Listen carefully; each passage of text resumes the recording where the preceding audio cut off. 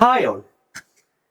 Management studies നമ്മൾ കേട്ടിട്ടുള്ളത് degree complete ചെയ്തിട്ട് ചെയ്യാൻ പറ്റും എന്നുള്ളതാണ്. നമ്മുടെ നാട്ടിലൊക്കെ മിക്കവാറും ആൾക്കാർ ഇപ്പോൾ ബിടെക്കോ അതേപോലെ ബാച്ചിലർ പ്രോഗ്രാംസ് കഴിഞ്ഞിട്ട് കാറ്റ് എക്സാം എഴുതിയിട്ടാണ് ഇത്തരത്തിലുള്ള IIMസിലും IITസിലും ബാക്കിയുള്ള ഇൻസ്റ്റിറ്റ്യൂട്ട്സിലൊക്കെ ഉള്ള മാനേജ്മെന്റ് പ്രോഗ്രാംസിന് എൻറോൾ ചെയ്യാറുള്ളത്. എന്നാൽ പ്ലസ് ടു കഴിഞ്ഞുകൊണ്ട് ഇത്തരത്തിലുള്ള മാനേജ്മെന്റ് പ്രോഗ്രാംസിലോട്ട് എൻറോൾ ചെയ്യാൻ പറ്റും എന്നുള്ളത് എത്ര ആൾക്കാർക്ക് അറിയാം? ഒരു കോമൺ ഒരു ട്രെൻഡ് നോക്കുകയാണെങ്കിൽ മിക്കവാറും ആൾക്കാർ ഇപ്പോൾ നീറ്റ് എക്സാം എഴുതും, JEE എക്സാം എഴുതും. ഇതല്ലാത്ത എക്സാംസിനെ പറ്റിയിട്ടുള്ള ഒരു ധാരണ മിക്കവാറും ആൾക്കാർക്കില്ല, അല്ലെങ്കിൽ അല്ലാത്ത ഓപ്പർച്യൂണിറ്റീസിനെ പറ്റിയിട്ടുള്ള ഒരു ധാരണ പൊതുവെ കുറവാണ്.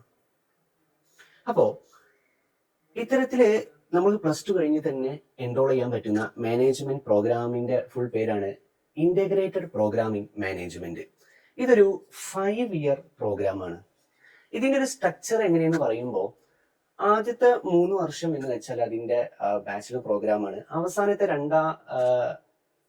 2 വർഷം എന്ന് പറയുന്നത് ഇതിന്റെ മാസ്റ്റർ പ്രോഗ്രാമാണ്.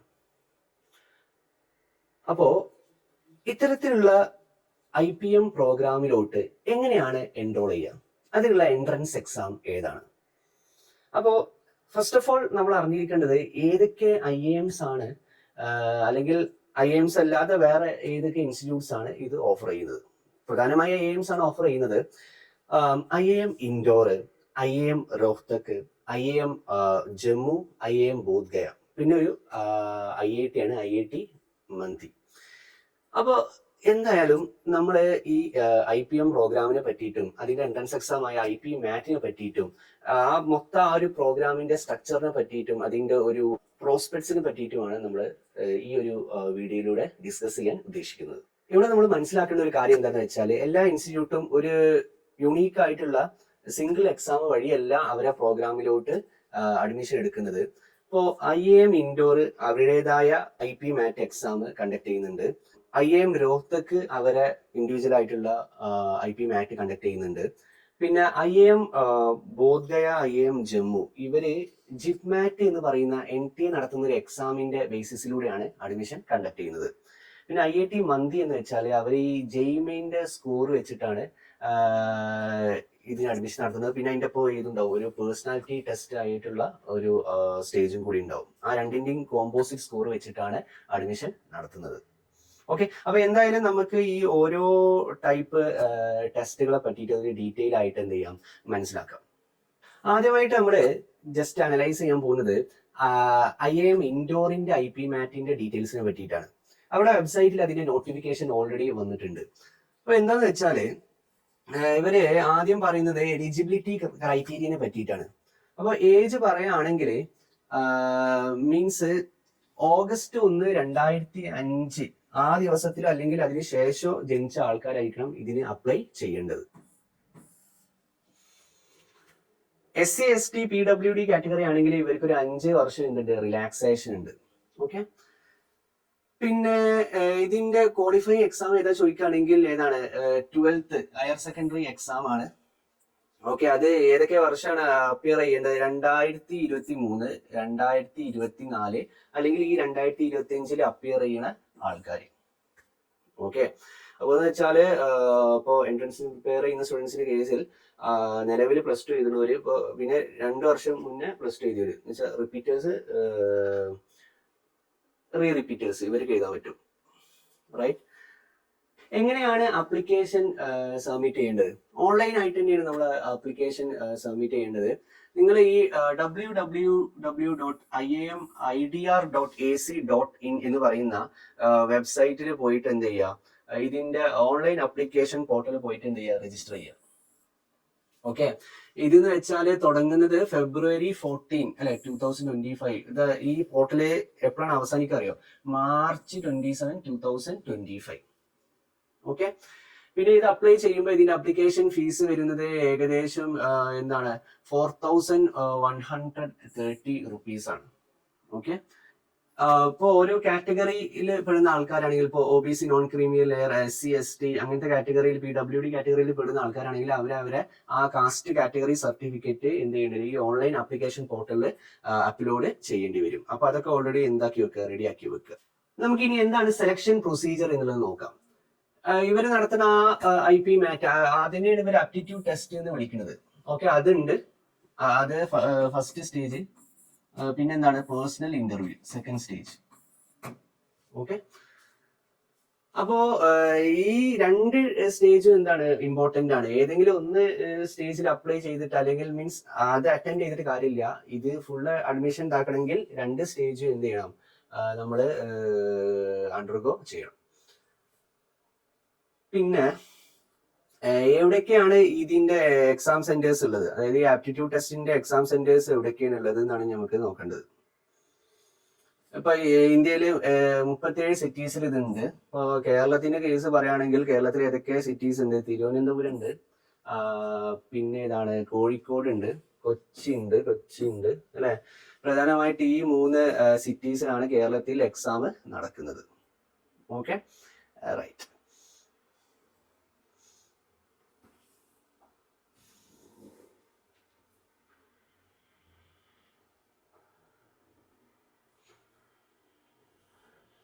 അപ്പൊ ഈ ആപ്റ്റിറ്റ്യൂഡ് ടെസ്റ്റിന്റെ സബ്ജക്റ്റുകൾ ഏതൊക്കെയാന്ന് ചോദിക്കുകയാണെങ്കിൽ, ഇതുവരെ നമ്മളിപ്പോ ജെഇക്കോ നീറ്റിനോ കണ്ട ആ ഒരു ഫിസിക്സ് കെമിസ്ട്രി ബയോളജിയോ ഫിസിക്സ് കെമിസ്ട്രി മാത്സോ അല്ല. ഇത്തരത്തിലുള്ള ആപ്റ്റിറ്റ്യൂഡ് എക്സാംസിന് എപ്പോഴും ഉണ്ടാവില്ല 3 സബ്ജക്ട്സ് ആണ്. ഇതിൽ ഫസ്റ്റ് സബ്ജക്ട് എന്ന് പറയുന്നത് ക്വാണ്ടിറ്റേറ്റീവ് ആപ്റ്റിറ്റ്യൂഡ് ആണ്. സെക്കൻഡ് സബ്ജക്ട് എന്ന് പറയുന്നത് വെർബൽ എബിലിറ്റി ആണ്. ഓക്കെ, തേർഡ് സബ്ജക്ട് എന്ന് പറയുന്നത് data interpretation and logical reasoning, DILR എന്ന് പറയും. ഓക്കെ, അപ്പൊ എന്താ പറയുക, ഈ ക്വാണ്ടിറ്റേറ്റീവ് ആപ്റ്റിറ്റ്യൂഡ് എന്ന് പറയുമ്പോൾ അത് മാത്സ് ആണോ എന്ന് ചോദിച്ചാൽ മാത്സ് അല്ല. എന്ന് വെച്ചാൽ ഹയർ ലെവൽ മാത്സ്, ഇപ്പോൾ നമ്മൾ ഇന്റഗ്രേഷനോ ഡിഫറൻസിയേഷൻ അങ്ങനെ വരൂല. ബട്ട് ഈ ഫങ്ഷൻസിനെ പറ്റിയിട്ടും ഗ്രാഫ്സിനെ പറ്റിയിട്ടും അതേപോലെ ഈ പെർമ്യൂട്ടേഷൻസ് ആൻഡ് കോമ്പിനേഷൻസ്, അതേപോലെ പ്രോബബിലിറ്റി അല്ലെ, അങ്ങനത്തെ ചില സാധനങ്ങൾ വരാറുണ്ട്. പിന്നെ വരിക ഈ അൽജീബ്ര, ജോമെട്രി, അതേപോലെ ചില ബേസിക് ആയിട്ടുള്ള 10th ലെവൽ മാത്സ് ആണ്. ബട്ട് അതിൽ തന്നെ കുറച്ചും കൂടി ഒരു കൺസെപ്ച്വൽ ലെവൽ ക്വസ്റ്റ്യൻസ് ആണ്, പ്രോബ്ലം ഓറിയന്റഡ് ആയിട്ടുള്ള ക്വസ്റ്റ്യൻസ് ആണ് വരിക. ഓക്കെ, പിന്നെ ഈ ലോഗരിതംസ് അതൊക്കെ അങ്ങനത്തെ സംഭവങ്ങളാണ് ഈ ക്വാണ്ടിറ്റേറ്റീവ് ആപ്റ്റിറ്റ്യൂഡിൽ വരിക. വെർബൽ എബിലിറ്റി എന്ന് പറയുമ്പോൾ ഇംഗ്ലീഷിൽ കൂടുതൽ ഗ്രാമർ അങ്ങനെ സംഭവമല്ല. ഇപ്പൊ ഒരു പാസേജ് തന്നിട്ടുണ്ടാവും, ആ പാസേജ് നമ്മൾ വായിക്കുക, പിന്നെ അതിൽ നിന്ന് ബേസ്ഡ് ആയിട്ടുള്ള ക്വസ്റ്റ്യൻസ് ഉണ്ടാവും. ചിലപ്പോൾ ആ പാസേജിന്റെ ഒരു സമ്മറി ഏതാന്നുള്ളതൊക്കെ ആയിരിക്കും. പക്ഷെ ഇങ്ങനെയൊന്നും വിചാരിക്കേണ്ട അത്ര ഈസി ആയിട്ടല്ല. അത്യാവശ്യം വളരെ കൺഫ്യൂസിങ് ആയിട്ടുള്ള ടൈപ്പ് ഓഫ് പാസേജസ് ആണ് വരാറുള്ളത്. പിന്നെ അതിന്റെ തന്നെ പല കാര്യങ്ങളും ജംബിൾ ഓർഡറിൽ തന്നിട്ട് നമ്മൾ അറേഞ്ച് ചെയ്യാനൊക്കെ പറയും, അതിന്റെ ഒരു സമ്മറി ആ രീതിയിലൊക്കെ വരാറുണ്ട്. പിന്നെ ചില കേസുകളിൽ കറക്റ്റ് യൂസേജ്, ഇപ്പൊ നമ്മൾ ഒരു സെന്റൻസ് തന്നിട്ട് ഒരു ഭാഗത്ത് ഇങ്ങനെ എന്തുണ്ടാവും, ബ്ലാങ്ക് ഉണ്ടാവും. അപ്പൊ അവിടെ കറക്റ്റ് യൂസ് ചെയ്യേണ്ട യൂസേജ് ഏതാണ്, അങ്ങനെയൊക്കെയാണ് കൂടുതലായിട്ട് ക്വസ്റ്റ്യൻസ് വരാറുള്ളത്. Verbal ability. പിന്നെ വരുന്നത് ഈ ഡാറ്റ ഇന്റർപ്രിറ്റേഷൻ ലോജിക്കൽ റീസണിംഗിൽ എന്ന് വെച്ചാല് കുറെ ഡാറ്റ തന്നിട്ടുണ്ടാവും. അതിപ്പോ പല രൂപത്തിൽ തരാം, മറ്റേ പൈ ചാർട്ട് ആയിട്ട് തരാം, ഈ പറയുന്ന എന്താണ് ടേബുലാർ ഫോർമാറ്റിൽ തരാം. ഓക്കെ, അപ്പൊ അതുമായി ബേസ് ചെയ്തിട്ട് എന്തുണ്ടാവും, ക്വസ്റ്റ്യൻസ് ഉണ്ടാവും. അപ്പൊ നമ്മൾ എങ്ങനെയാണ് ഡാറ്റയെ അസിമുലേറ്റ് ചെയ്യുന്നത്, ആ ഒരു നമ്മുടെ ഒരു സ്കില്ലാണ് അവിടെ എന്ത് ചെയ്യുന്നത്, പരിശോധിക്കുന്നത്. ഓക്കെ, ഏതും നമ്മൾ വിചാരിക്കുന്ന നിസ്സാരമായ ഡാറ്റ എന്നിട്ട് അങ്ങനെ ക്വസ്റ്റ്യൻസ് അല്ല ചോദിക്കുക. നമ്മൾ ശരിക്കും പറഞ്ഞാൽ ആ ഒരു ഡാറ്റയെ വളരെ ഡെപ്തിൽ അനലൈസ് ചെയ്താലേ നമുക്ക് അതിന്റെ ഒരു ആൻസർ കിട്ടുള്ളൂ. ഇതാ ഇവർ കറക്റ്റ് ആയിട്ട് പറയുന്നത്, അതിന്റെ ആ ഓരോ സെക്ഷൻസും അതിന്റെ ടൈമൊക്കെ ഇവിടെ ഡീറ്റെയിൽ ആയി കൊടുത്തിട്ടുണ്ട്. ക്വാണ്ടിറ്റേറ്റീവ് ആപ്റ്റിറ്റ്യൂഡിന്റെ MCQs എന്താണ് 40 മിനിറ്റ്സ്. പിന്നെ ക്വാണ്ടിറ്റേറ്റീവ് ആപ്റ്റിറ്റ്യൂഡ് ഷോർട്ട് ആൻസർ എന്നാണ് ഇവർ ഉദ്ദേശിച്ചത്, അത് 40 മിനിറ്റ്സ്. പിന്നെ എന്താണ് വെർബൽ അബിലിറ്റിന്റെ MCQ 40 മിനിറ്റ്സ്. Okay, yes. അപ്പൊ ഇതില് കറക്റ്റ് ആൻസർ ആയാലും 4 മാർക്സ്, നെഗറ്റീവ് മാർക്കിംഗ് ഉണ്ട്, 1 മാർക്കാണ് നെഗറ്റീവ് മാർക്കായിട്ട് വരിക.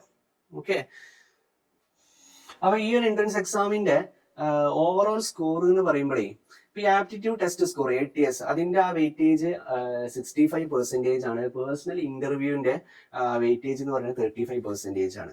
അപ്പൊ ഈ 2 സ്റ്റേജിൽ നമുക്ക് കിട്ടിയ ഒരു സ്കോറിന്റെ ഒരു കോമ്പോസിറ്റ് സ്കോർ ഇക്കാര്യം റാങ്ക് ലിസ്റ്റ് ഇടാൻ വേണ്ടിയിട്ട് എന്ത് ചെയ്യുക, ഇവര് യൂസ് ചെയ്യുന്നത്. അപ്പൊ നമ്മൾ IIM ഇൻഡോറിന്റെ IPM അഡ്മിഷനെ പറ്റിയിട്ട് പറഞ്ഞു. ഇനി നമ്മൾ പറയാൻ പോകുന്നത് IIM റോഹ്തക്കിന്റെ IPM പ്രോഗ്രാമിനെ പറ്റിയിട്ടാണ്. അപ്പോ ഇവരെ എലിജിബിലിറ്റി ക്രൈറ്റീരിയ കാര്യങ്ങളൊക്കെ ഇതിൽ പറയുന്നുണ്ട്. മിനിമം 60% നമ്മളെ +2 എക്സാമിൽ വേണം. പിന്നെന്താണ്, മാക്സിമം 20 years ഓഫ് ഏജ് അല്ലെ, അതിന്റെ അപ്പുറം പോകാൻ പറ്റൂല. പിന്നെ എന്താണ്, പിന്നെ ഇവരെ ഓൺലൈൻ രജിസ്ട്രേഷൻ ഇവരെ വെബ്സൈറ്റിലൂടെ തന്നെയാണ്. അത് ഓപ്പൺ ചെയ്തത് February 6, 2025. എത്ര വരെ ഉണ്ടാവും? April 11 വരെ ഉണ്ട് കേട്ടോ. അപ്പൊ അതിന് മുന്നേ എന്ത് ചെയ്യാം, അപ്ലൈ ചെയ്യാം. ആപ്റ്റിറ്റ്യൂഡ് ടെസ്റ്റിന്റെ ഓരോ സെക്ഷൻസ് അത് തന്നെയാണ്, same section. Quantitative ability, logical reasoning, verbal ability അല്ലെ. 40 ക്വസ്റ്റ്യൻ ഉണ്ടാവും, 40 മിനിറ്റ്. ഓക്കെ, നെഗറ്റീവ് മാർക്ക് ഉണ്ട്, 1 മാർക്ക് ഉണ്ട്. അപ്പൊ ആദ്യം ഈ ഒരു ഇത് നടക്കും, ആപ്റ്റിറ്റ്യൂഡ് ടെസ്റ്റ്. അതിൽ ഷോർട്ട് ലിസ്റ്റ് ചെയ്ത ആൾക്കാരെ പേഴ്സണൽ ഇന്റർവ്യൂക്ക് വേണ്ടിയിട്ട് വിളിക്കും. അപ്പോൾ IIM റോഹ്തക്കിന്റെ IPM അഡ്മിഷനിലെ ഇവരെ എങ്ങനെയാണ് അതിന്റെ ഒരു അഡ്മിഷനുള്ള വെയിറ്റേജ് എങ്ങനെയാണ് കൊടുക്കുന്നത് ചോദിക്കുകയാണെങ്കിൽ, ആ ആപ്റ്റിറ്റ്യൂഡ് ടെസ്റ്റ് സ്കോറിന് 55%, പേഴ്സണൽ ഇന്റർവ്യൂവിൽ കിട്ടിയ മാർക്കിന് 15%, പിന്നെ എന്താണ് 10ാം ക്ലാസ്സിലെ നമ്മുടെ മാർക്കിന് 10%, +2ലെ മാർക്കിന് എന്താണ് 20%. ഓരോ IIMന്റെയും അവർ സെലക്ട് ചെയ്യുന്ന ക്രൈറ്റീരിയ ഡിഫറെന്റ് ആയിരിക്കും. അപ്പോൾ നമ്മളിപ്പോ ഇവിടെ പുതുതായിട്ട് കണ്ട ഈ ഒരു പാസ്റ്റ് അക്കാഡമിക്സിനും കൂടി IIM റോഹ്തക്ക് എന്ത് ചെയ്യുന്നുണ്ട്, വെയിറ്റേജ് കൊടുക്കുന്നുണ്ട്. ഈ IIM റോഹ്തക്കിന്റെ IPM പ്രോഗ്രാമിന് മൊത്തത്തിൽ എത്ര സീറ്റ് ഉണ്ട് ചോദിക്കുകയാണെങ്കിൽ, മൊത്തത്തിൽ 198 സീറ്റാണ് ഉള്ളത്. 198. Okay, yes. അപ്പൊ IIM റോഹ്തക്കിന്റെ IPMന്റെ ഫുൾ ഇമ്പോർട്ടന്റ് ഡേറ്റ്സ് ഇവിടെ ഈ വെബ്സൈറ്റിൽ കൊടുത്തിട്ടുണ്ട്. ഈ ആപ്റ്റിറ്റ്യൂഡ് ടെസ്റ്റിന്റെ ഡേറ്റ് എന്ന് വെച്ചാൽ May 5 പിന്നെ ഇതിന് ഇന്റർവ്യൂ കോൾ വരിക ഏകദേശം മെയ്ന്റെ ലാസ്റ്റ് വീക്കിലാണ് വരിക. ഓക്കെ, അപ്പോ കോഴ്സിന്റെ ആ ഒരു ഘടന നമ്മൾ മനസ്സിലാക്കണം. IIM ഇൻഡോറിലെ 3 വർഷം ബാച്ചിലർ പ്രോഗ്രാം, അത് ബാച്ചിലർ ഓഫ് ആർട്സ് എന്ന് പറയുന്ന ഒരു ഡിഗ്രി ആയിട്ടാണ് അവാർഡ് ചെയ്യുന്നത്. പിന്നെ അവസാനത്തെ 2 ഇയർ MBA എന്നുള്ള രീതിയിലാണ് ആ ഒരു കോഴ്സ് അവാർഡ് ചെയ്യുന്നത്. പക്ഷെ IIM റോഹ്തക്കിലോട്ട് വരുമ്പോൾ ആദ്യത്തെ 3 വർഷത്തെ ആ ഒരു ബാച്ചിലർ പ്രോഗ്രാമിന് BBA, bachelor of business administration എന്ന ഒരു കോഴ്സ് ആയിട്ടാണ്, അല്ലെങ്കിൽ ഒരു പ്രോഗ്രാം ആയിട്ടാണ് ഡിഗ്രി അവാർഡ് ചെയ്യുന്നത്. പിന്നെ ഇതിന്റെ ഒരു ഫീസ് സ്ട്രക്ചർ പറയുകയാണെങ്കിൽ, നമ്മൾ IITs, IISERs, IISc അതൊക്കെ വെച്ച് കമ്പയർ ചെയ്യുകയാണെങ്കിൽ അത്യാവശ്യം കൂടുതൽ തന്നെയാണ് ഫീസ്. നമ്മളിപ്പോ IITs ഒരു ആനുവൽ ഫീസ് നോക്കുകയാണെങ്കിൽ അത് 2 to 2.5 lakh പെർ ഇയർ ആണ് വരിക. NITs നോക്കുകയാണെങ്കിൽ 1.25 to 1.5 lakh പെർ ഇയർ ആണ് വരിക. ഓക്കെ, IISERs നോക്കുകയാണെങ്കിൽ 14,000 to 75,000 പെർ ഇയർ ആണ് വരിക.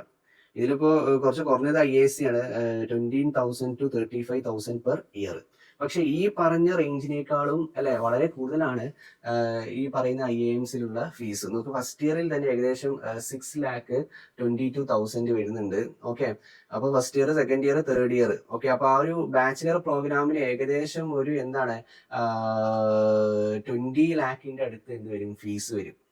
ഓക്കെ, പിന്നെ 4th ഇയർ, 5th ഇയർ അത് PGP പ്രോഗ്രാമിന്റെ അതേ ഫീസ് ആയിരിക്കും.